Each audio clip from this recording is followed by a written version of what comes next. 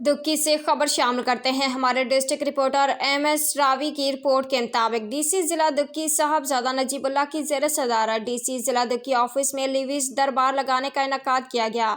مزید تفصیلات سے آگاہ کر رہے ہیں ایم ایس راوی۔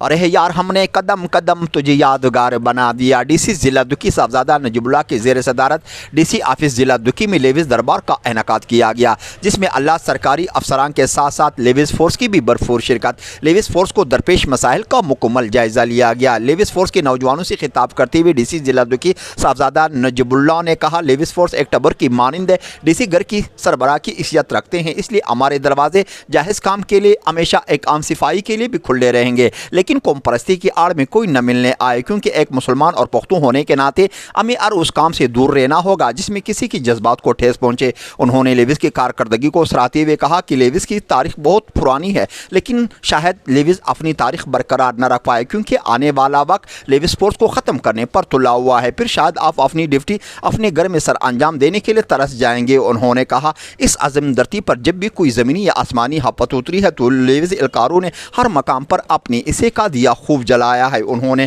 لیویز فورس کو درپیش مسائل حل کرنے کے لیے مکمل یقیندانی کرواتے ہوئے کہا، انشاءاللہ بہت جلد لیویز کو درپیش مسائل پر قابو پا لیں گے۔ ایم ایس راوی، ضلع دکی، بلوچستان۔